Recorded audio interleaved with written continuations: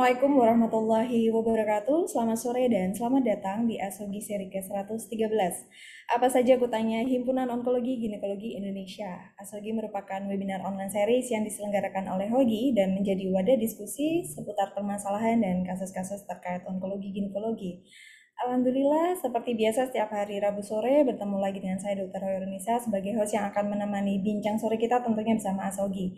Dan tidak lupa, tidak bosan-bosan saya mengucapkan ucapan terima kasih kepada rekan sejauh dokter, SPOG, ginekolog onkologis, serta para guru besar yang telah berkenan meluangkan waktunya secara konsisten mengikuti seri Asogi dari minggu ke minggunya. Dan kurang lebih selama 60 menit ke depan kita akan sama-sama berdiskusi tentunya bersama narasumber yang sudah pakar di bidangnya. Sore hari ini sudah hadir di tengah-tengah kita dua orang narasumber dan moderator yang akan berbagi ilmunya dengan kita sore hari ini. Yang pertama yaitu Dr. Riza Rifani, spesialis obstetrik ginekologi, spesialis onkologi. Beliau merupakan konsultan onkologi ginekologi dari Fakultas Kedokteran Universitas Sumatera Utara di RSUP Haji Adam Malik Medan. Selamat sore Dr. Riza. Selamat sore, Dokter Herunisa. Oke, salam sehat dok, terima kasih. Sehat-sehat.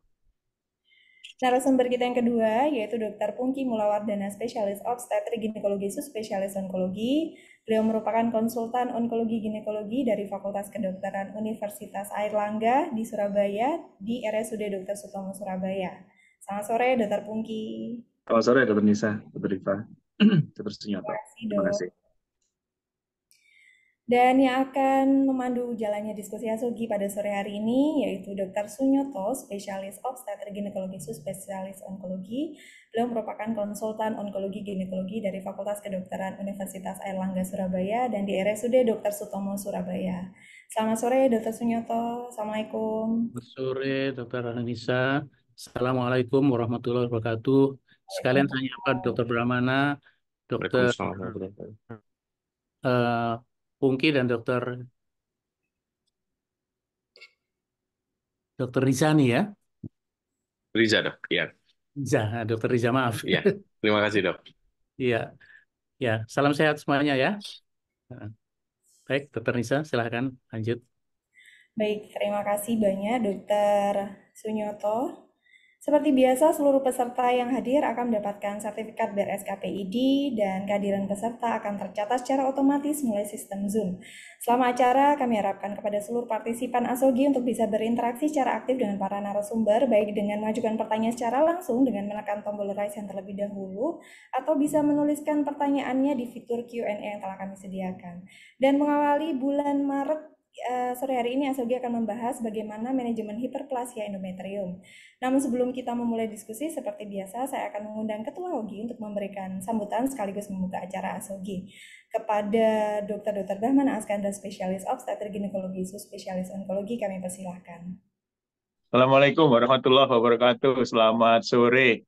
Mohon maaf, saya lagi mengikuti kongres di luar negeri. Ini saya ada Dr. Pujo nih di belakang saya. Nah, saya menyapa senior saya, guru saya, Dr. Sunyoto, sahabat saya, Dr. Risa, Dr. Pungki, dan juga terima kasih Bu Sekjen, Dr. Tovan, kemudian Dr. Khairunisa, dan tim yang mengawal acara ini dari minggu ke minggu. Juga saya menyapa semua partisipan yang setia setiap hari Rabu jam 3:30 login selama 1 jam. Mudah-mudahan 1 jam itu mendapat manfaat untuk kita praktekkan dalam menangani pasien kita sehari-hari. Topik pada siang hari ini, sore hari ini menarik, hiperplasi endometrium, sangat banyak yang bisa ditanyakan, dimanfaatkan waktu selama 1 jam. Demikian dari saya, mudah-mudahan acara berjalan lancar, semangat selalu, salam sehat. Wassalamualaikum warahmatullahi wabarakatuh. Waalaikumsalam. Waalaikumsalam warahmatullahi wabarakatuh. Terima kasih Dr. Brahmana yang sudah menyempatkan untuk membuka acara Asogi ya. Beliau sedang di acara ESGO ya dok. Semoga lancar dok. Baik, untuk selanjutnya diskusi Asogi akan dipandu oleh moderator kita. Saya persilakan kepada Dr. Sunyoto, spesialis obstetrik ginekologi, spesialis onkologi untuk memandu jalannya diskusi. Monggo Dr. Sunyoto. Baiklah, terima kasih Dr. Nisa dan timnya yang beri kesempatan kepada saya untuk memandu kegiatan Asogi yang kalau tidak salah ke-113 ini ya sudah ya. Ya, sebelumnya saya menyapa dulu Dr. Dr. Brahmana, dan juga Dr. Taufan ya. Selamat sore, salam sehat semuanya. Dan tidak lupa tentu menyapa para audien yang sangat setia mengikuti acara ini. Ya, semoga nanti acara selama 1 jam ini bisa memberikan manfaat bagi kita semua dalam melayani pasien-pasien, kebaikan pasien-pasiennya.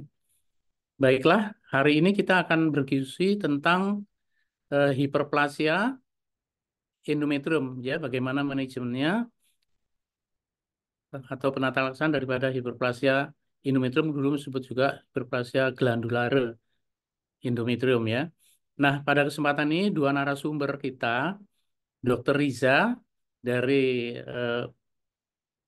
Universitas Sumatera Utara ya, Rumah Sakit Umum Pusat Haji Adam Malik Medan, dan yang kedua Dr. Pungki Mulawardana dari FK UNER, Rumah Sakit Umum Rumah Umum Daerah Dr. Sutomo Surabaya.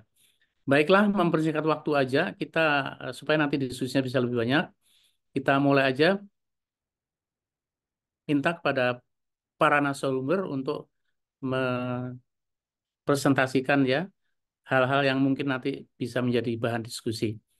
Kita mulai aja. Saya persilakan Dokter Pungki dulu ya, Dokter Pungki ya. Ya, terima kasih. Terima Silakan. kasih. Ya, Mas. Assalamualaikum warahmatullahi wabarakatuh. Selamat sore ya. Selamat sore. Guru saya, Waalaikumsalam. Dr. Sunyoto, Dr. Riza juga. Mungkin ini akan ada slide.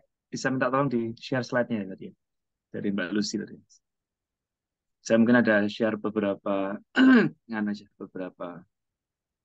beberapa buat mancing depan diskusi kita tentang hiperplasia endometrium ya, slide. Ya, jadi kalau kita membahas tentang hiperplasia endometrium, itu merupakan proliferasi dari kelenjar endometrium ya yang berlebihan. Dan ini bisa terjadi terutama di dua kelompok pasien yang bisa menderita kondisi seperti ini. Yang paling banyak adalah premenopause dan early postmenopause. Itu yang paling sering didapati seperti ini. Dan ini kita ketahui, ini kan ada kalau kita lihat dari gambar di bawah, ini ada beberapa sistem klasifikasi. Mungkin zaman dulu kita masih mengenal simple hiperplasia atau kompleks ya, baik dengan atau tanpa atipia. Tapi sekarang sejak tahun 2014 WHO sudah mengganti definisinya menjadi normal, kemudian hiperplasia tanpa atipia saja dan hiperplasia dengan atipia. Nah, terus kemudian spektrum yang paling berat adalah kanker endometrium atau endometrial cancer. Nah, jadi prinsip kita adalah kalau yang tanpa atipia itu sebenarnya gangguan yang dianggap non-neoplastik, tapi yang dengan atipia adalah suatu kondisi yang neoplastik. Kita ada juga yang menamakan sebagai endometrial intraepithelial neoplasia. Jadi yang harus diketahui adalah mungkin red flag-nya itu kalau dengan atipia, secara umum ada kemungkinan 4 kali lipat dibandingkan yang tanpa atipia untuk menjadi kanker. Dan ada kemungkinan bahwa pasien dengan hiperplasia atipik itu 40%-nya sudah koeksis dengan endometrial karsinoma. Seperti yang kita ketahui bahwa kita mendapatkan diagnosa dari endometrial hiperplasia ini dari pasien dengan AUB, ya, AUB atau postmenopause bleeding. Kita melakukan sampling biopsi baik dengan cara pipel ya biopsi atau dengan cara kuretase. Mungkin di kita lebih sering kuretase. Kalau misalnya kita mendapatkan kuretase hasilnya dengan atipik, itu ada 40% kemungkinan sudah terjadi vokal endometrial karsinoma di uterusnya. Jadi kita kan biopsi tidak 100%. Yang harus kita ketahui adalah kita melakukan biopsi, kita tidak bisa mengambil 100% spesimen. Kecuali kalau kita mendapatkan diagnosa dari pasca operasi. Ya, slide. Ini faktor risikonya. Jadi sebenarnya faktor risiko ini sangat penting ya. Ya, saya rasa ini semua hal-hal yang menyebabkan terjadinya anapause estrogen ya. Usia itu pengaruh anapause estrogen terapi, contohnya penggunaan hormonal replacement terapi tanpa progesteron. Jadi hanya estrogen saja. Kemudian tamoxifen seperti kita ketahui juga untuk kanker payudara sangat berguna, tapi ada potensial side effect meningkatkan reseptor estrogen di endometrium. Kemudian nuliparitas, PCO, obesitas sudah ada angkanya. Untuk yang BMI 25-30, overall risk-nya berapa, dan segala macam. Jadi ini sangat spesifik ya. Diabetes mellitus Kemudian ada juga Lynch syndrome ya, dan Cowden syndrome itu juga meningkatkan kemungkinan risiko. Yang harus kita ketahui adalah kanker rahim ini di negara maju ini kanker nomor 1 untuk ginekologi. Payudara kan nggak masuk ginekologi. Jadi harusnya ke depan kalau kita mengikuti demografi penduduk kita di mana mungkin usia tuanya mulai meningkat, maka kanker rahim ini akan semakin meningkat. Yang harus kita pahami adalah eh, kadang-kadang ada beberapa kondisi di mana pasien itu underdiagnosed. Jadi kalau ada pasien dengan AUB, kata kuncinya adalah kita mungkin harus melihat faktor risiko yang ada di sini. Kalau ada faktor-faktor risiko ini juga ini kita harus lebih hati-hati, kita harus punya awareness bahwa ada kemungkinan terjadinya endometrial hiperplasi sampai terjadinya kanker rahim, terutama pada pasien yang ada pendarahan. Slide. Nah, jadi kalau kita sign symptom, eh, keluhannya apa? Biasanya kalau pas saat post menopause bleeding, kita kan menganggap bahwa ini ada kelainan ya. Nah, mungkin kalau kita melihat dari USG endometrial thickness-nya di atas 4 mm atau adanya heterogenitas dari USG, itu disarankan untuk menggunakan endometrial sampling. Jadi kita bisa dengan bibel biopsi atau dengan kuretase ya. Sedangkan kalau untuk kelompok premenopause sebenarnya tidak ada patokan untuk USG-nya secara spesifik, tapi kalau ada pasien dengan AUB, terutama dengan faktor risiko di atas ya, terutama dengan juga penebalan endometriumnya, walaupun ukurannya juga tidak ada kesepakatan, itu juga kita idealnya mendapatkan endometrial sampling. Dan jangan lupa bahwa kalau kita melakukan pap smear didapatkan atypical glandular cell. Jadi atypical glandular cell ini bukan dari cervix, bisa dari endocervix atau endometrium yang kita dapatkan sel atipik. Artinya ini ada hiperplasia atipik. Jadi kalau ada seperti ini, itu ada indikasi bahwa kita melakukan kuretase ya atau biopsi endometrium. Kemudian endometrial hiperplasi ini merupakan diagnosa patologi ya. Jadi harusnya kita patologi. Kalau misalnya, nah ini yang kita seringkali diskusi dengan dokter patologi ya. Ternyata diagnosa hiperplasia atipik ini relatif sulit dibedakan dengan kanker endometrium grade 1. Terutama untuk spesimen biopsi, di mana spesimennya terbatas. Kalau operasi, kita melakukan TAH atau THBSO, maka spesimennya lebih banyak. Jadi ini mereka akan kesulitan untuk membedakan. Jadi kadang-kadang ini ya istilahnya patologi memiliki kesulitan, jadi mereka biasanya juga menentukannya dengan lebih hati-hati dan dengan beberapa orang ya. Dan jangan lupa nanti untuk manajemen tuh identifikasi dan koreksi faktor risiko. Terutama pada kelompok di mana kita melakukan terapi konservatif, kita tidak melakukan hysterektomi, misalnya kita melakukan terapi progestin atau dengan levonorgestrel IUD ya, itu kan ada faktor risiko yang menyebabkan hiperplasi. Jadi faktor risiko ini harus diidentifikasi dan dari terapi juga. Contohnya obesitas di terapi, BCO di terapi, dan segala macam. Jadi kalau enggak nanti ke depannya bisa membaik dan bisa terjadi relapse. Slide. Jadi kalau tanpa atipia ini singkatnya risiko kankernya kurang dari 10%. Jadi risiko kanker kecil, dan kalau misalnya pada kelompok premenopause kita lihat faktor risikonya. Kalau faktor risiko positif kita bisa memberikan terapi dengan progestin. Progestin itu ada oral atau LNG releasing IUD, levonorgestrel ya. Di beberapa literatur studi ini ternyata yang levonorgestrel releasing IUD ini memiliki regresi yang lebih baik, relapse lebih kecil, dan kemungkinan hysterektomi lebih kecil. Jadi dianggap lebih efektif untuk terapi hiperplasi dibandingkan yang oral ya. Jadi seperti itu. Nah, pada kelompok yang dan terapinya ini median regresinya kurang lebih 3 bulan. Jadi setelah 3 bulan, kalau misalnya dengan klinis yang baik, kita bisa melakukan endometrial biopsi lagi. Kalau postmenopause, kita harus terapi progestin, tapi kalau ada kontraindikasi, jangan lupa bahwa biasanya usia sudah agak lanjut. Kalau ada kontraindikasi untuk terapi progestin, ada pilihan juga untuk melakukan hysterektomi, ya, baik dengan atau tanpa ovariektomi. Kalau dengan atipia, risiko kankernya cukup tinggi, ya, 40% ke depannya. Jadi ini yang harus kita jelaskan ke pasien, dan 40% koeksis dengan kanker saat diagnosa. Jadi dari pasien atipia hiperplasi, dari 100 pasien, kalau kita melakukan TAH, maka atau hysterektomi total, maka 40 pasiennya sudah ada kankernya juga, cukup tinggi ya. Jadi kalau misalnya dia tidak ingin punya anak, maka terapi utamanya adalah hysterektomi dan BSO ya. Kalau misalnya sebagai alternatif, misalnya dia ada penyulit yang berat, kontraindikasi operasi atau tidak mau operasi, kita bisa memberikan progestin juga ya. Tapi median regresinya 9 bulan, jadi kita monitoring lebih lama. Bisa tiap 3 bulan atau 6 bulan kita evaluasi, kalau perlu kita melakukan endometrial biopsi ulang. Slide. Nah, ini pilihan terapinya ya, pilihan terapinya ini saya ambil dari up to date. Jadi yang terbaik masih levonorgestrel releasing IUD ya. Ini bisa berlaku sampai 5 tahun untuk terapi hiperplasia endometrium. Jadi kalau misalnya itu untuk kontrasepsi dia bisa sampai 7 tahun, 8 tahun ya, tapi ini bisa berlaku 5 tahun untuk terapi. Pilihan terapi berikutnya yang kedua adalah megestrol asetat, MPA ya. Nah, ini MPA dan norethindrone asetat ya. Tiga yang di atas ini merupakan terapi hormon yang lebih kuat ya.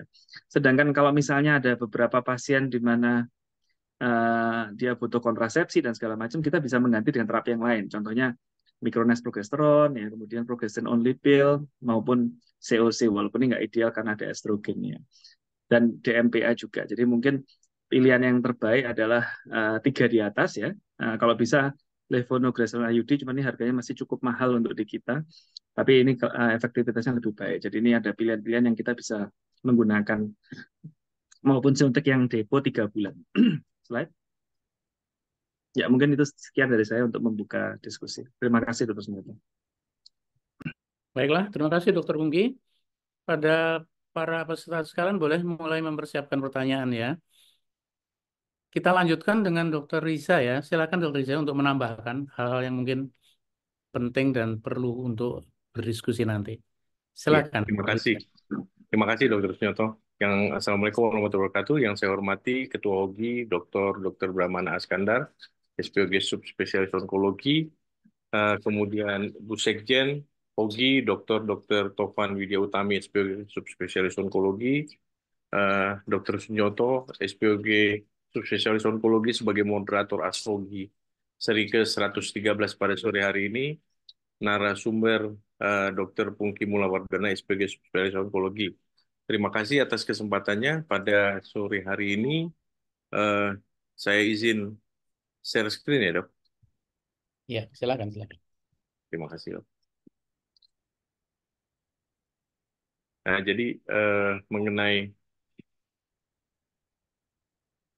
hiperplasia endometrium, manajemen hiperplasia endometrium, Dr. Pungki tadi sudah menjelaskan bahwa hiperplasia endometrium itu adalah peningkatan proliferasi dari kelenjar endometrium yang dibandingkan dengan stromanya, di mana rasio antara stroma dan kelenjar itu akan lebih tinggi dibanding dengan endometrium yang normal. Kemudian faktor-faktor risikonya adalah pertama anopos estrogen. Yang paling banyak adalah anopos estrogen. Jadi karena faktor estrogen yang tidak dibarengi dengan peningkatan progesteron, jadi meningkatkan proliferasi dari endometrium sehingga menyebabkan penebalan dari endometrium. Kemudian menopause yang terlambat, di mana terjadi paparan estrogen yang lebih sering dan lebih banyak pada endometrium, nuliparitas juga demikian, kemudian PCOS, di mana pada keadaan anovulasi itu akan meningkatkan paparan endometrium terhadap estrogen. Obesitas juga tadi diterangkan oleh Dr. Pungki bahwa memang akan meningkatkan risiko terjadinya hiperplasia endometrium lebih tinggi. Kemudian penyakit-penyakit sebagai faktor risiko penyakit sistemik, yaitu diabetes mellitus, hipertensi, kemudian adanya estrogen secreting ovarian tumor seperti granuloma sel tumor, kemudian adanya riwayat keluarga dan pemakaian tamoxifen pada penderita dengan CA mame. Nah, klasifikasi saat ini yang 2014, sebelumnya kita menggunakan klasifikasi 1994, WHO yang menyatakan bahwa hiperplasia endometrium itu dibagi atas yang simple, simpleks, kemudian kompleks ya, atipia maupun yang without atipia. 2014 hanya hiperplasia without atipia maupun atypical hiperplasia. Sign dan simptomnya pada utamanya adalah abnormal uterine bleeding, ya. Perdarahan uterus abnormal di mana mungkin terjadi menorragia, metrorragia maupun postmenopausal bleeding. Dalam kita mendiagnosis suatu hiperplasia endometrium, kita lakukan dengan menggunakan transvaginal ultrasound. Nah, mengenai ukuran hiperplasia ini eh, dari berbagai referensi mungkin berbeda-beda, tapi tidak begitu jauh. Jadi dari referensi yang saya ambil saat ini adalah premenopause itu dikatakan suatu hiperplasia bila di atas 10 mm. Ada juga menyatakan di atas 11 mm. Kalau postmenopause di atas 5 mm. Kemudian kita lakukan endometrial biopsi untuk memastikan diagnosis karena gold standarnya adalah suatu histopatologi. Kemudian kita dapat dilakukan dilatasi dan kuretase dan histroskopi. Bagaimana manajemennya? Penata laksanaan hiperplasia endometrium itu tergantung dari usia pasien.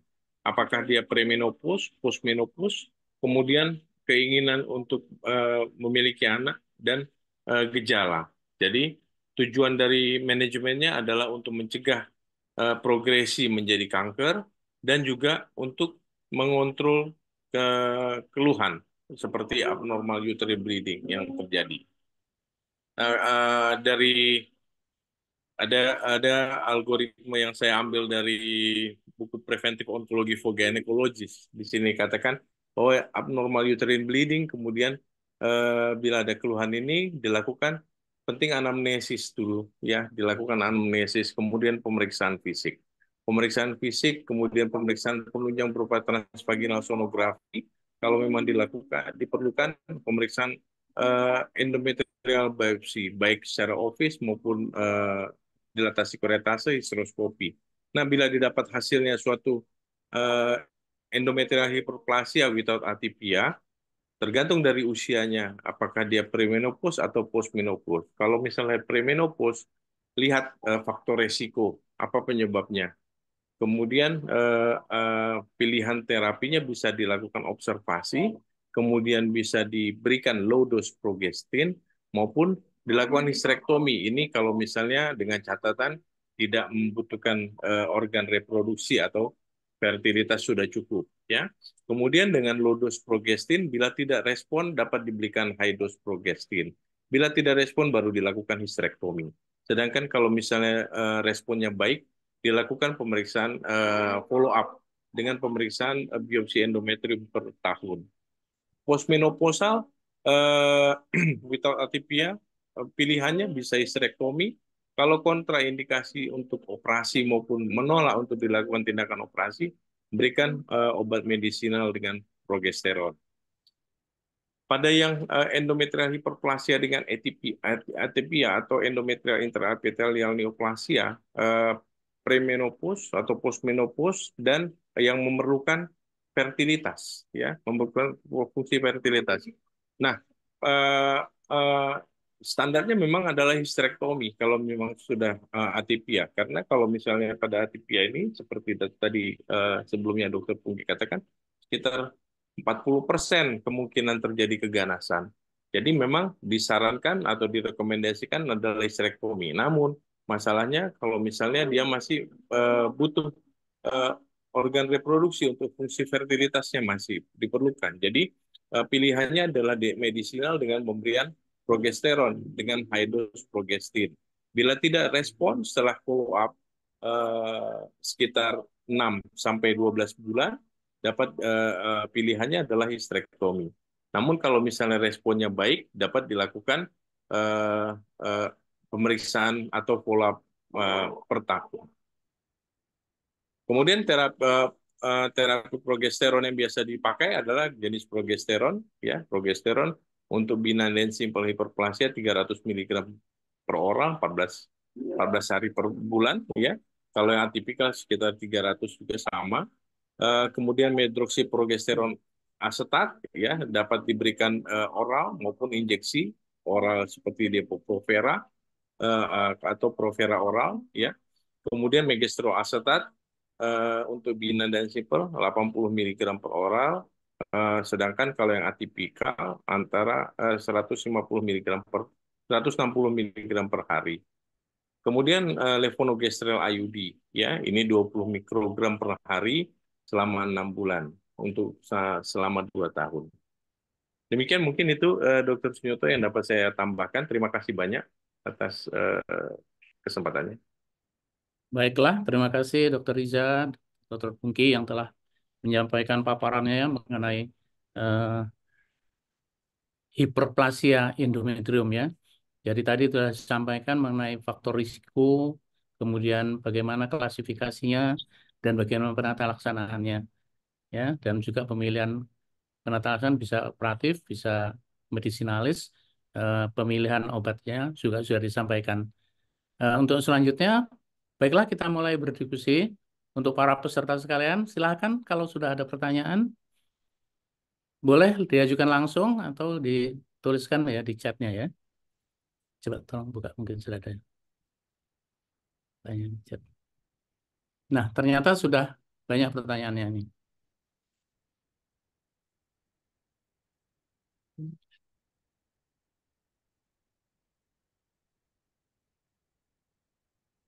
Ya, ini ada pertanyaan. Yang pertama dari Dr. Susana Suryadi. Selamat sore, Prof. Dokter. Terima kasih untuk sharing exercise yang sangat lengkap. Izin bertanya, baru-baru ini ada kasus para 4 abortus tidak pernah dengan AUB. Sayangnya umurnya ada disebutkan ya. Lalu pada pemeriksaan spikulum juga ada gambaran abnormal. Dilakukan endometrial courage dan LIPS. Hasil PA endometrial hiperplasia dan karsinoma squamosa in situ di jam 9. Izin, apakah yang sebaiknya dilakukan? Bolehkah hanya operasi oleh SPUG umum pada kasus ini? Terima kasih banyak. Silakan mungkin Dokter Pungki dulu menjawab ya. Ya, terima kasih. Terima kasih, Dok. Jadi mungkin pertanyaannya dari Dokter Susana ya tentang ini spekulum ada gambar normal, mungkin usianya ya, mungkin idealnya kita tahu usianya, kita harus menentukan dia pengen punya anak apa tidak. Tapi kalau dari gambarannya ini kan ada Para endometrial hiperplasia, mungkin sudah nggak pengen punya anak ya. Kalau endometrial hiperplasinya mungkin harus ditentukan dengan atipik atau tanpa atipik, karena itu bisa sangat membedakan untuk manajemennya ya. Jadi mungkin bisa didiskusikan dengan patologinya. Karena kalau tanpa atipik kita lebih ke arah surgical ya mungkin ya. Kalau misalnya dengan tanpa atipik kita bisa lebih hormonal. Tapi pasien itu sudah ada karsinoma in situ jam 9. Jadi kalau dalam kondisi seperti ini sudah kurat lip mungkin ada bagusnya kita mengetahui anunya status hiperplasinya dong. Kalau misalnya ideal dalam kondisi karsinoma in situ itu kan nama lainnya CIN3 mungkin ya. Kalau CIN3 itu mungkin kita bisa melakukan kondisasi lebih dalam. Tapi kalau post sleep kondisasi itu juga agak susah. Jadi mungkin nanti bisa dilihat dulu atipik apa enggak. Kalau dia mengarah ke atipik, kita mungkin bisa melakukan simple hysterectomy untuk pasien itu ya. Itu selesai, Dok. Tapi harus lebih jelas dulu untuk atipik apa tanpa atipiknya. Terima kasih. Terima baiklah, kasih, mungkin Dok. Dokter Riza yang ingin menambahkan. Silakan Dokter Riza. Ya, terima kasih dok. Jadi kalau misalnya untuk kasus yang seperti yang ditanyakan oleh Dokter Susana, berarti kan ada dua tindakan. Satu untuk mencari apakah memang ada suatu hiperplasia endometrium dengan kuretase. Kemudian satu lagi delip. Jadi kalau misalnya seperti ini sudah ada suatu karsinoma squamosa, berarti ada kemungkinan keganasan di serviksnya, walaupun masih in situ dok. Jadi memang kalau misalnya seperti ini memang harus dipastikan kembali apa namanya yang eh, hasil lip tadi karsinoma in situ-nya. Kalau misalnya memang sudah kena ke stroma, ya sudah memang meluas ke stroma, memang harus dilakukan tindakan untuk eh, apa sea cervix dok kalau seperti itu. Jadi harus lebih Terima kasih ditegaskan dok. ya mengenai CA in situ-nya itu ya. Apakah Ya, memang ya. betul in situ ataukah sudah ada invasif? Ada invasif betul. Ya. Nah, pertanyaannya kalau sudah terbukti memang betul-betul in situ dan di review PA-nya hasil kuret tidak ada atipik, apakah boleh seorang dokter umum melakukan simple hysterectomy? Itu mungkin yang menjadi pertanyaan. Dr. Pungki? Ya, kalau menurut saya ini diagnosanya agak kurang tegak ya. Atipik atau atipik belum tahu. Terus kemudian nomor dua, untuk menentukan dia betul-betul in situ itu susah dari spesimen lip ya. Mungkin idealnya minimal Konisasi. konisasi.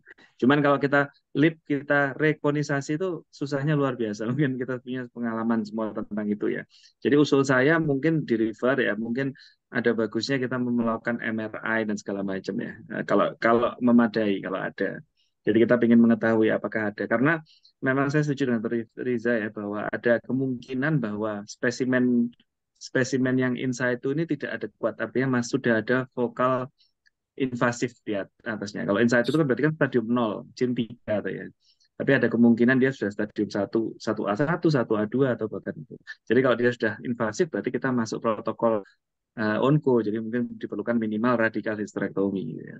Jadi saya mungkin dirujuk dok, itu kasus yang spesifik supaya kita nggak under treatment. Terima kasih. Ya, sesuai, setuju Dokter Riza? Langsung dirujuk atau bagaimana? Ya dok, kalau misalnya dengan tadi kalau misal bahwa ini suatu non atipik ya dok tadi hasil hiperplasianya, Kan kemudian sudah direview. eh, dia review ya dok ya hasilnya buat Review. non atipik, kemudian karsinoma in situ ya dok ya. Kalau Ah, misalnya seperti itu, berarti kan dia belum invasif. Jadi eh, tinggal di inform konsen, mungkin menurut saya tinggal di inform konsen ke pasiennya untuk karena P4 sepertinya sudah tidak butuh eh, produksi. fertilitas lagi kalau Ya. seperti itu. Jadi kalau misalnya ada baiknya memang ditawarkan untuk histerektomi kalau misalnya memang dia bisa apa dia tidak membutuhkan organ produksi lokal seperti itu. Ini yang menjadi pertanyaan, kalau misalkan itu di suatu tempat, yang di tempat itu tidak ada seorang onkolog, bolehkah dilakukan oleh SPUG umum suatu tindakan histerektomi? Ini yang menjadi masalah kan diagnose CA cervixnya yang agak sulit ini, karena untuk konisasi tadi Dokter Mugi mengatakan sulit ya, mungkin harus dikerjakan oleh seorang onkolog ya, sehingga ya kalau menurut Dokter Mugi sebaiknya di refer aja sudah gitu. Bagaimana Dokter Risa? Mungkin nggak dilakukan oleh dokter umum histerektomi, tapi kemudian kalau ternyata memang CA-nya invasif yang di serviks, kemudian baru dikirim. Sebab merujuk penderita itu kan juga tidak mudah. Iya, betul, betul.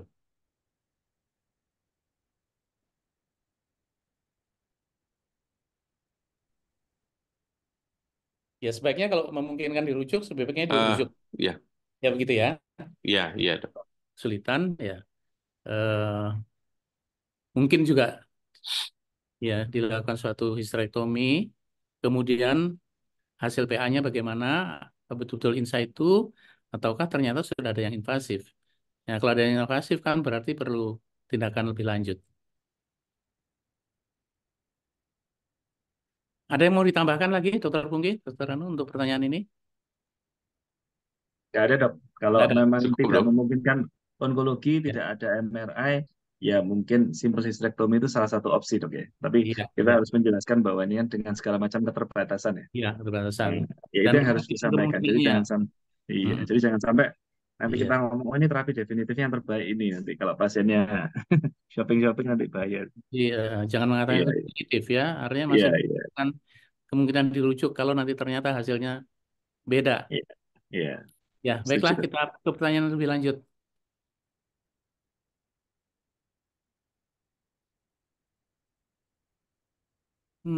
Pertanyaan dari Dokter Morel Sembiring ya, kepada Dokter Riza.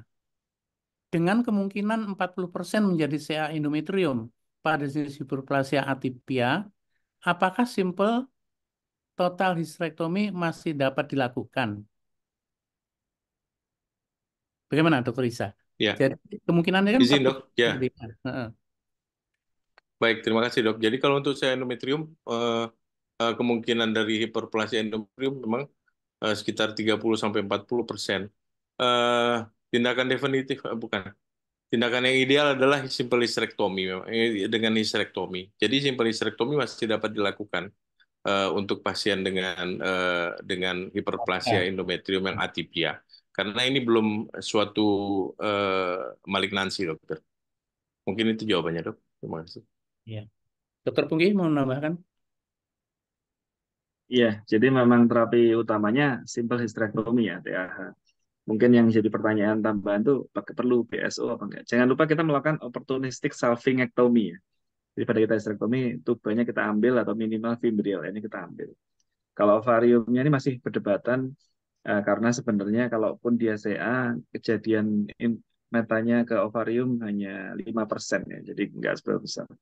Jadi itu aja. Tapi tetap simple hysterectomy dan itu boleh dikerjakan. Menurut saya sih boleh dikerjakan oleh SPOG umum dong. Ditambah salpingectomy ya. Tambah salpingectomy atau Bilateral. fimbrectomy. Opportunistic salpingectomy. Ya, salpingectomy. Ya, sudah terjawab saya kira pertanyaan itu. Pertanyaan lain mungkin masih ada sebentar. Izin ada yang raise hand deh. Oh ya, silakan. Yang right hand tolong sebutkan namanya ya. Dan pertanyaannya kepada siapa? Ya. Izin Dokter Wita raise hand, Dok. Oh ya, terima kasih. Bukan, saya cuma tadi mendengarkan sekilas tentang kompetensi konisasi. Jadi kalau di dalam workshop lisi prakanker, konisasi cold knife ya dengan apa cold knife itu kompetensinya SPOG umum yang ada pelatihan workshop lisi prakanker gitu. Jadi kalau misalnya di daerah itu nggak ada konsultan dan SPOG umumnya sudah apa pelatihan atau workshop lesi prakanker konisasi diajarkan soalnya diajarkan konisasi itu. Ya itu aja komentar aja kok, Dok.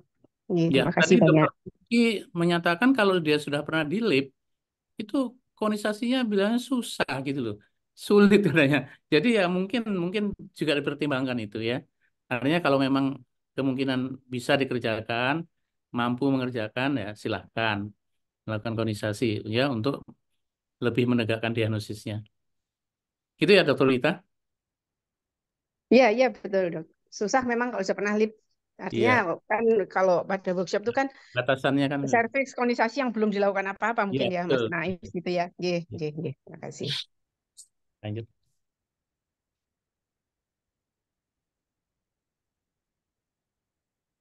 Pertanyaan selanjutnya ini dari Dr. Frederick Brilian. Selamat sore, saya Dr. Frederick. Izin bertanya kepada Dr. Pungki. Dr. Pungki, yang pertama, pada pasien hiperplasia endometrium, hiperplasia atipik dilakukan kuret, yang ini ditanyakan sampai batas manakah dilakukan kuretase? Loh, kok hilang? Ya. Ya, terima kasih. Sampai batas manakah dilakukan kuretase? Lapisan mana yang harus tidak dikuret? Itu yang pertama. Jadi sejauh mana kuretnya? Yang kedua, pada pasien hiperplasia atipik sulit dibedakan dengan CA endometrium 1 pada PA. Bila diketemukan kasus borderline mengarah CA endometrium grade 1, bergerak terus ini.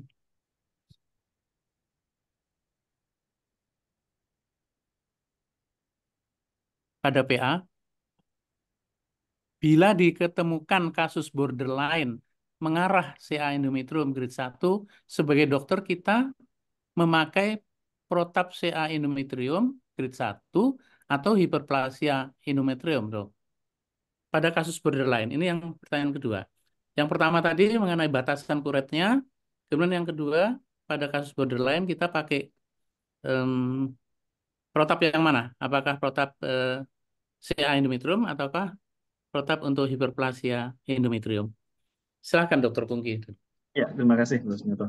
Jadi ini pertanyaan Ya, saya coba menjawab. Jadi untuk Dr. Fredrik ya. Kalau pada yang pertama, kalau kita melakukan kuretase kan ada beberapa lapisan dari endometrium ya, stratum fungsional sama basalis ya. Mungkin yang basalis kita nggak bisa mengambil. Jadi kita ngambil yang fungsional aja, stratum fungsional aja. Jadi di endometriumnya itu. Jadi intinya kelenjar darah haid yang mengalami penebalan dan mengalami peluruhan Baik. apa namanya pada saat haid ya, pada saat menstruasi. Jadi basalnya kita nggak bisa ngambil, apalagi miometriumnya. Itulah kenapa kadang-kadang yang kita harus pahami, nanti kita juga akan mendapatkan beberapa kasus ya. Mungkin dengan endometrial hiperplasia yang kebetulan disterektomi ternyata hasilnya kanker endometrium. Itu bisa terjadi gitu ya. Karena satu, spesimen kuret itu jauh lebih sedikit daripada spesimen operasi. Nomor dua, kadang-kadang kalau ada infiltrasi ternyata ada fokus-fokusnya di dalam, di stroma atau di miometriumnya, kita juga nggak bisa mendapatkan dari hasil spesimen kuret. Jadi yang harus kita pahami, yang kita harus jelaskan ke pasien bahwa kalau kita melakukan kuret itu adalah sampling, bukan bukan sampling, kita mengambil sampel. Kita tidak mengambil semua kankernya yang ada atau semua penyakit yang ada. Itu nomor satu ya. Nomor dua, kalau masalah ada borderline ya. Saya juga kurang jelas ya apa definisi borderline. Mungkin borderline itu hiperplasia atipik mungkin ya. Kemudian kalau misalnya ada fokus atipik, ada fokus CA endometrium, kita memakai protokol CA endometrium. Kita memakai protokol yang lebih berat. Jangan lupa pada hasil kuret kalau didapatkan CA endometrium penting juga ditanyakan gradingnya, grade 1, grade 2, grade 3. Sama seperti kayak tadi, hiperplasia penting ditanyakan ada atipik apa tidak. Jadi kalau kadang-kadang mungkin keterbatasan tenaga atau keterbatasan alat, kadang-kadang harus di-refer dulu karena dua diagnosa itu membutuhkan terapi yang berbeda. Demikian terusnya, Terima kasih. Ya, baik. Silakan Dokter Riza menambahkan. Saya setuju dok dengan yang disampaikan oleh Dokter Pungki. Memang kalau misalnya untuk apa namanya kuret, jadi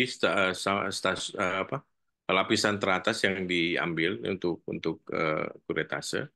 Kemudian untuk bila antara CA endometrium dengan kemungkinan tadi dikatakan borderline itu memang ambil yang paling jelek Berat. kemungkinannya dok, yang paling berat. Jadi kalau misalnya dia kemungkinan borderline ya ke CA endometrium akhirnya kita protap penata laksananya.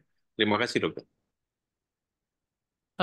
Kalau dulu kita beranggapan bahwa pada CA endometrium, pada hiperplasia endometrium yang atipik itu identik dengan CA endometrium stadium 0. Apa masih berlaku itu ya?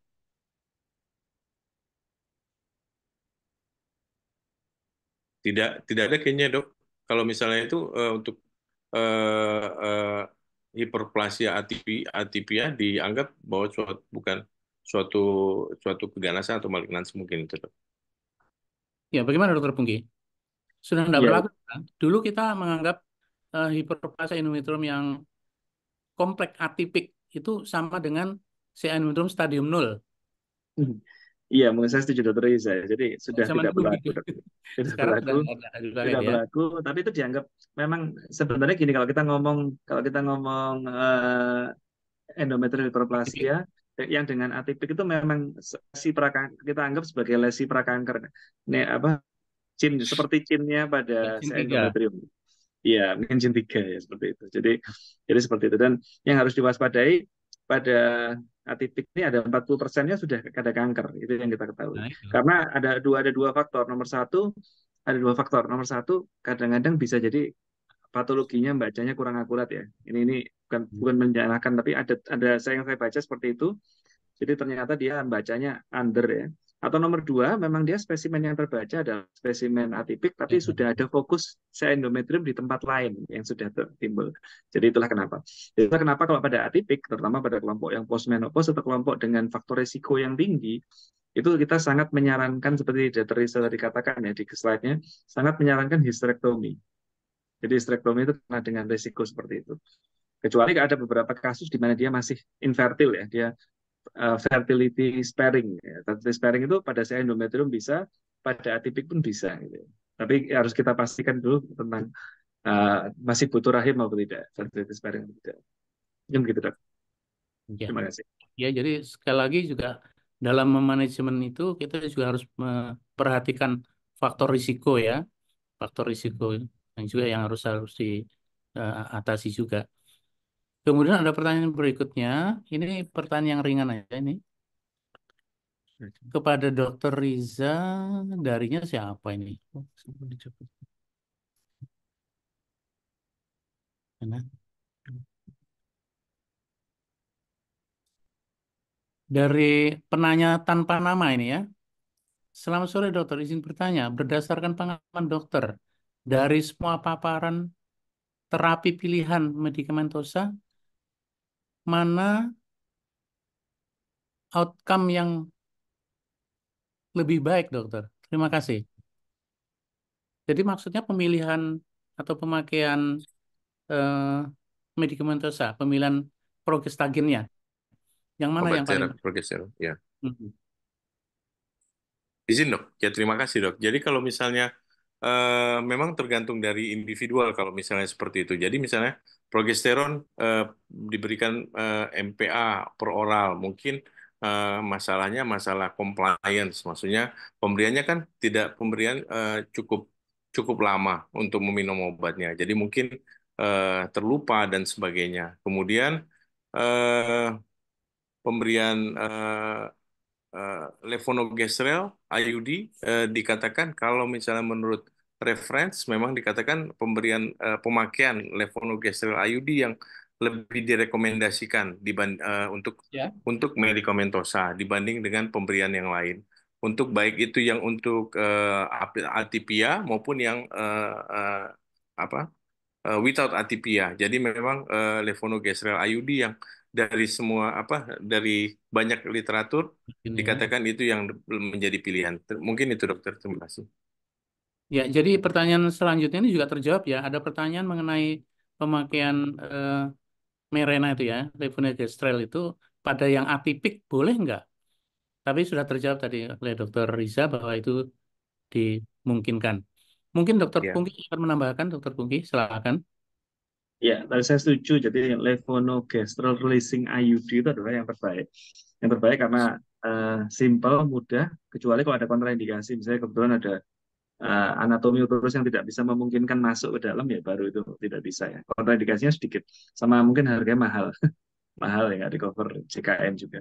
Tapi saya rasa terapi hormon juga rata-rata tidak di cover JKN ya. Iya, betul. Tapi kalau kita ya, ngomong yang paling murah Kalau ya ditanya injeksi hormon pasti sudah di cover. Iya, yang paling murah itu injeksi DMPA malah.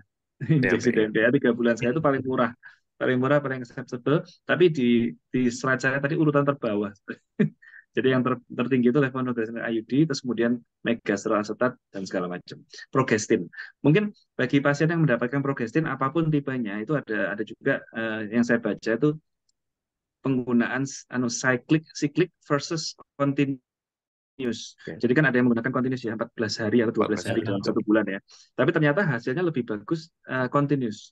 Jadi kalau misalnya memang beliau menginginkan terapi progestin oral, jadi lebih bagus diberikan terus. Nanti kalau terus dia Terus efeknya kan menerus ya, amenorrhea. selama Iya. 3 sampai 4 bulan itu ya. Iya, selama 3 sampai 6 bulan. 3 bulan kan evaluasi, 3 bulan evaluasi. Pada terapi medikamentosa, rule of thumb-nya evaluasi paling tidak 3 bulan sekali. Kalau perlu 3 sampai 6 bulan itu bahkan sampai setahun 2 tahun Tahun. gitu ya. 2 tahun. Ya. Jadi kalau perlu kita juga melakukan selain evaluasi Sampling USG ya. juga evaluasi patologi. Jadi Terus idealnya 2 bulan sampling ya, juga. sampling Iya, endometrium. iya, iya. Ya, Jadi itu yang harus paham. baik ya. Demikian. Sudah. Saya tambahkan satu pertanyaan lagi. Ini dari Dr. Gunawan Wibisono. Selamat sore dokter, terima kasih atas sharing ilmunya. Saya Sony Gunawan. Izin bertanya, jika ada pasien dengan para 3 usia 46 tahun dengan AUB, kemudian anemia grafis, gambaran USG tampak penebalan endometrium dan suspek tumor padat ovarium. Sebaiknya tindakan apa yang bisa dilakukan? Apakah bisa kita lakukan kuretase dan dilakukan PA atau langsung dilakukan histerektomi? Mengingat pasien masih takut histerektomi. Nah, ya kalau takut ya itu pilihan yang pertama. Masalahnya di sini kan ada tumor ovarium padat di sana. Nah, bagaimana ini, Dokter Riza? Ya, terima kasih dok. Jadi kalau misalnya lihat dari kasusnya P3 46 tahun AUB dengan anemia grafis, berarti kan sudah AUB-nya menyebabkan gangguan gangguan apa? Ya, gangguan terhadap pasiennya. Kemudian ada USG, ada penebalan endometrium, suspek tumor padat ovarium. Memang kalau untuk suspek tumor padatnya kita masih masih agak belum bisa memastikan apakah kemungkinan malignansi atau tidak. Karena kemudian dari penebalannya memang sebaiknya harus dipastikan dulu eh, penebalannya suatu malignansi atau bukan. Jadi memang disarankan untuk biopsi endometrium, ya, untuk biopsi endometrium untuk memastikan bahwa ini bukan malignansi. Kemudian kalau misalnya kalau misalnya sudah dia bukan malignansi, berarti tindakan selanjutnya dianjurkan untuk kalau misalnya udah keadaan seperti ini ya berarti eh, ke apa dianjurkan untuk histerektomi kalau menurut saya karena dia sudah cukup anak, kemudian dia sudah 46 tahun dengan keluhan AUB yang mempunyai gangguan terhadap Keadaan mengganggu iya keadaan umum pasien. Itu menurut saya, dokter. Terima kasih. ya. Dokter Pungki ingin menambahkan? Iya, terima kasih Dokter Sunyoto. Saya setuju dengan Bu Risa bahwa sebenarnya kalau dalam kondisi pasien ini berat sekali ya. Ini sudah ada indikasi operasi, tapi saya setuju kuret dulu, kuret kita kuretase untuk melihat endometriumnya, karena akan sangat beda ya operasinya operasi CA atau operasi non CA. Itu satu. Nomor dua, jangan lupa bahwa dia ada tumor padat.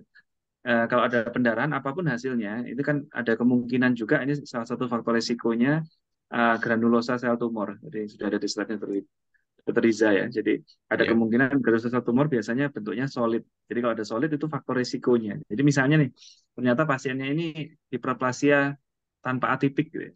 Tanpa atipik. Kita masih bisa terapi hormon, tapi kita harus memastikan tumor padatnya itu. Nah, tumor padatnya itu juga bisa menjadi salah satu faktor risiko untuk terjadinya endometrial hiperplasia itu endometrium. apapun bentuknya. Plus granulosa sel tumor itu kanker, ganas. Jadi itu juga nanti bisa menyebabkan. Jadi pendarahan itu bisa jadi efek dari granulosa tumor ya mungkin kita harus melihat. Tapi kalau dia ada kayak gitu ya kita harus nge-push histerektomi. Kalau masalah pasien nggak mau histerektomi, saya rasa kok nggak ada ya orang yang dengan sukacita histerektomi ya. Tapi tergantung dari kita mengarahkan. Tadi kita memberikan pilihan, ada pilihan apa namanya operatif, surgical atau kita pilihan medikamentosa. Kalau yang tanpa atipik, saya setuju bahwa medikamentosa itu memainkan peran sangat penting. Tapi dengan atipik, terutama dengan faktor risiko dan usia yang sudah postmenopause ya, kita memang harus lebih agresif ya. Jadi kita menawarkan. Jadi jangan jangan Jadi ibu ada pilihan operasi atau hormon. Nah kalau ada pilihan gitu pasti ya, dia pilih hormon. Pasti pilih hormon. Jadi mungkin kita ada bagusnya kita juga menekankan bahwa ini yang terbaik adalah operasi. Gitu. Terima kasih dok. ya, mudah-mudahan sudah terjawab ya pertanyaan ini. Kita lanjutkan pertanyaan berikut. Terapi dengan, ini dari Dr. Ahmadi. Terapi dengan DMPA 150 mg. Yang kalau untuk KB itu per 3 bulan. Pada kasus hiperplasia without atypia diberikan berapa lama? Dan berapa? Apa juga sama dengan 3 bulan sekali atau sebulan sekali? Dan berapa lama? Silakan Dokter Pungki dulu. Ya, terima kasih dokter Madi. Jadi prinsipnya untuk terapi DMPA ini ya paling praktis ya, suntik 3 bulan sekali dan sangat murah, terjangkau.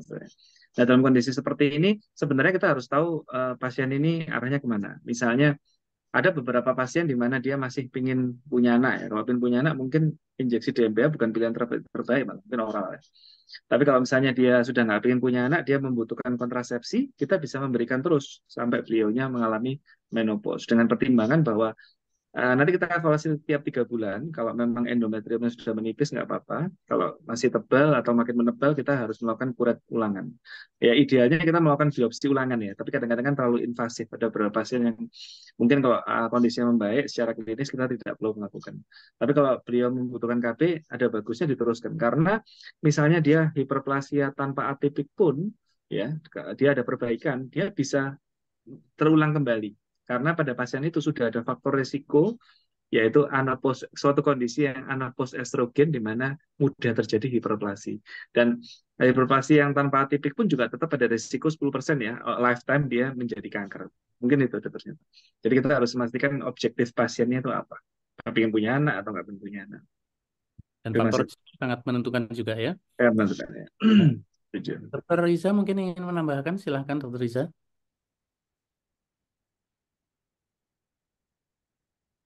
Iya dok, tadi maaf dok pertanyaannya. Eh,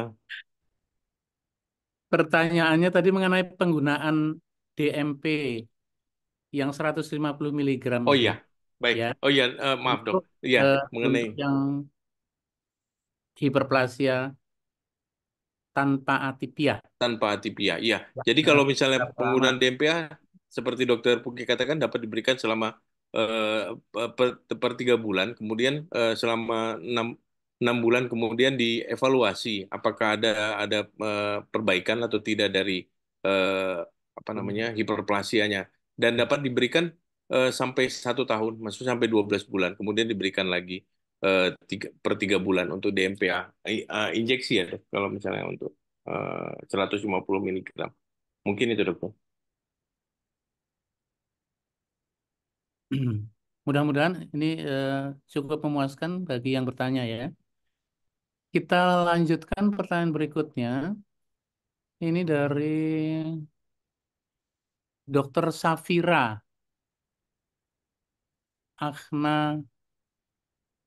Ahnaita ya. Selamat sore, izin bertanya dokter mengenai kriteria yang dipakai untuk dapat mengatakan keberhasilan.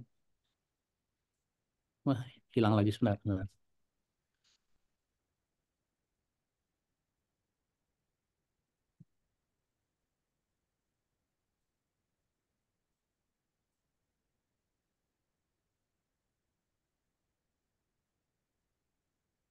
Ya, benar. Mengenai kriteria yang dipakai untuk dapat mengatakan keberhasilan terapi dengan progestin, apakah ada durasi waktu tertentu? Tadi sudah jelaskan ya, 3 bulan atau 6 bulan ya, dalam evaluasinya. Dan apakah dengan evaluasi endometrial thickness melalui USG saja cukup, atau perlu evaluasi melalui kuret? Nah, ini yang jadi pertanyaan. Apa cukup dengan pemeriksaan USG untuk menentukan tebalnya, ataukah perlu dilakukan suatu pengambilan sampel daripada endometrium? Itu pertanyaannya. Monggo, Dokter Riza, silahkan.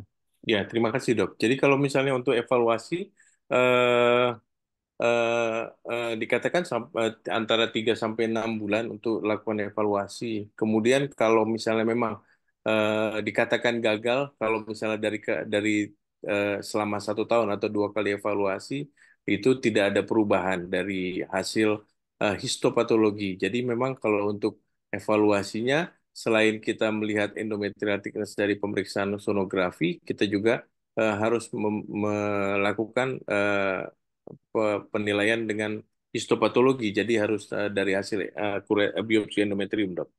Karena golden standarnya itu ya. Iya, kita menegakkan suatu hiperplasia endometrium juga berdasarkan biopsi endometrium, dokter. Terima kasih, dok. Ya. Dokter Pungki mau menambahkan? Ya, setuju dok. Memang idealnya kita ini diagnosa histopatologi kita juga melihat secara objektif dari histopatologi ada perbaikan apa tidak. Karena bisa tidak ada perbaikan atau malah bisa progres menjadi kanker itu ada. Progres, ya. Ya, Ya, jadi ya, ada ini ya, Dokter Safira ya, idealnya kita. pertanyaannya, jawaban atas pertanyaan Anda. Kita lanjutkan pertanyaan berikut. Nih. Izin satu pertanyaan terakhir ya dok. Ini terakhir ya. Iya. Baik-baik. Ini dari, aduh, penanyanya Excellence. Oh, Excelena. Dokter Excelena. Untuk hiperplasia atipia yang masih mengharapkan memiliki anak, bagaimanakah evaluasi dan terapi pada pasien ini? Apakah diobati dulu atipianya, lalu perencanaan kehamilan, atau langsung perencanaan kehamilan, atau bagaimana? Nah, ini mana yang didulukan? Perencanaan kehamilan dulu atau terapi hiperplasinya dulu? Monggo, Dokter Pungki, silakan. Iya, ya, terima kasih. Jadi ya kita bukan ahlinya fertilitas ya, tapi Nomor satu mungkin terapinya sama ya, kalau misalnya dia masih ingin punya anak dengan ATP, kita lihat faktor risikonya. Jangan lupa bahwa itu kan hasil patologi, kita juga lihat pemeriksaan fisik, USG, atau imaging yang lain kalau ada ya. Kalau memang betul-betul atipik saja, kita bisa melakukan terapi. Kita masih ada tempatnya melakukan terapi konservatif.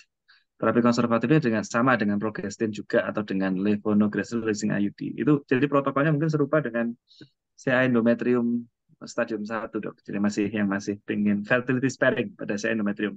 Pada CA endometrium bisa, pada hiperplasia atipik juga masih ada tempatnya. Cuman yang harus dipahami adalah nomor satu, kondisi anopause estrogen sendiri itu kan juga selain dia menyebabkan hiperplasi, juga pasti sedikit banyak menyebabkan faktor gangguan fertilitas. Jadi harus dicek benar, mungkin ada PCO atau ada overweight, obesity, dan segala macam yang juga harus dikoreksi. Jadi kita terapinya juga holistik ya, bukan hanya mengobati dengan hormon saja, tapi juga mengobati faktor yang lain gitu ya.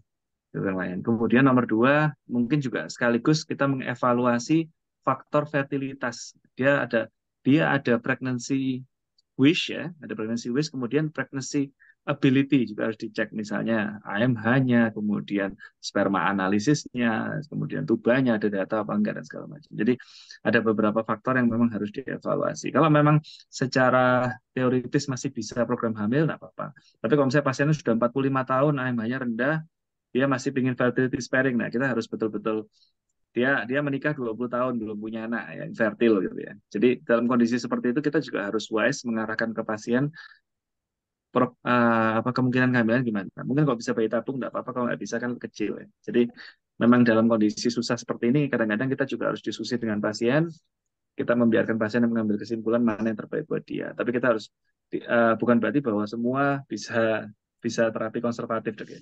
Jadi harus diobati semua. Terima kasih, Dok. Ya, boleh. Dokter Risa, nambahkan sedikit. Ya, terima kasih dok. Jadi kalau misalnya dari pertanyaan saya lihat ini mengharapkan memberikan evaluasi dan terapi. Jadi kalau misalnya dia belum punya anak, ingin memiliki anak, berarti terapinya adalah dengan konservatif, dengan pengobatan. Mungkin dengan levonorgestrel IUD dapat diberikan. Bagaimana evaluasinya? Biasanya tadi sudah dikatakan 3 sampai 6 bulan. Dan ini harus dipastikan dengan pemeriksaan histopatologi. Kalau misalnya dan harus diberitahu kepada pasiennya bahwa tindakan yang sebaiknya atau tindakan yang ideal adalah histerektomi. Jadi kalaupun pada saat ini apa namanya itu dia ingin punya anak, seperti Dokter Pungki katakan bahwa harus dipikirkan bagaimana dia ingin memiliki anaknya, apakah secara normal atau dengan bantuan. Jadi kalau misalnya disarankan dia dengan bantuan. Jadi apa namanya pada saat itu dia hamil dulu, kemudian kalau setelah melahirkan, nah setelah itu baru dilakukan tindakan definitif. Apakah dia masih atipia, lakukan histerektomi. Mungkin itu dokter. Terima kasih. Maaf Dokter Risa, kalau dia memakai IUD yang itu ya, levonorgestrel itu kan kita nggak bisa melakukan evaluasi dengan sampling endometriumnya. Apa nggak dipilih yang oral aja atau injeksi aja kalau memang merencanakan kehamilan dalam waktu dekat? Oh iya dok, terima kasih dokter. Jadi kalau misalnya dari reference memang dikatakan yang paling baik adalah untuk atipia adalah dengan IUD levonorgestrel dokter. Nah kemudian kalau misalnya untuk evaluasi samplingnya ada yang eh, dikatakan bahwa dapat dilakukan sampling endometriumnya dengan keadaan IUD-nya di Bisa itu. intrauterin dokter. Iya Oh dok. begitu ya. Iya Jadi dokter. nggak Jadi ada masalah itu ya, untuk mengambil iya dok. mengambil pipel mungkin ya. Iya, mungkin dengan pipel dok. Jadi bisa dilakukan itu. Kemudian nanti kalau misalnya memang masih seperti apa namanya hasilnya masih tetap atipia, hiperplasia atipia, pengobatannya masih dapat diteruskan sampai 12 bulan. Kalau setelah 12 bulan, 9 sampai 12 bulan tidak ada respon, baru dikatakan dia suatu kegagalan dalam terapi dokter. Mungkin itu dokter tambahan dari saya. Terima kasih. Ya, baiklah para peserta sekalian. Sebenarnya masih banyak ya pertanyaannya ya yang belum terjawab, tapi berhubung kita dibatasi oleh waktu juga, maka kita terpaksa menghentikan diskusi sore hari ini. Semoga apa yang kita diskusikan ya, membawa manfaat untuk kita semua. Sekali lagi terima kasih pada narasumber yang telah berbagi ilmu. Baiklah, kita akhiri pertemuan sore hari ini. Saya akhiri. Wassalamualaikum warahmatullahi wabarakatuh. Salam sehat selalu. Waalaikumsalam. Terima kasih Dr. Waalaikumsalam Sunyoto, warahmatullahi Dr. wabarakatuh. Pungki. Terima kasih. Salam Masih, Dr. sehat. Rizal. Masih. Luar biasa antusias sekali ya peserta Asogi sore hari ini, benar-benar banjir pertanyaan karena memang kasus dengan hiperplasia endometrium ini cukup sering ditemukan pasien-pasien dengan abnormal uterine bleeding maupun postmenopausal bleeding itu banyak sekali ditemukan. Namun karena memang keterbatasan waktu, mohon maaf sekali tidak semua pertanyaan bisa dijawab. Semoga bisa kita bahas di kesempatan Asogi yang berikutnya. Baik, kami ucapkan terima kasih banyak untuk para narasumber dan moderator atas waktu dan sedekah ilmunya sore hari ini, Dr. Sunyoto, Dr. Pungki, Dr. Riza Rifani, dan sedikit yang bisa saya simpulkan dari diskusi kita sore hari ini bahwa pada manajemen, pada kecurigaan hiperplasia endometrium, standarnya memang harus ada pemeriksaan histopatologi untuk melihat apakah ada atipik, tanpa atipik, ada malignansi, kemudian kita harus melihat juga ada indikasi fertility wish atau tidak, karena hal-hal tersebut akan mempengaruhi tata laksananya, apakah tetap bisa konservatif dengan terapi hormonal atau harus operatif. Dan terapi hormonal yang terbaik berdasarkan literatur dan evidence base tadi disebutkan bahwa menggunakan LNGIUS. Baik, sudah 60 menit lebih kita berdiskusi sore hari ini, sampailah kita di akhir acara. Terima kasih banyak atas perhatian dan atensi seluruh peserta Asogi. Jangan lupa untuk kembali mengikuti seri Asogi ke-114 dengan tema manajemen konservatif pada kanker endometrium tanggal 13 Maret 2024 pukul 15.30 waktu Indonesia bagian Barat. Sampai jumpa di Asogi seri berikutnya. Kami undur diri. Wassalamualaikum warahmatullahi wabarakatuh. Terima kasih. Waalaikumsalam.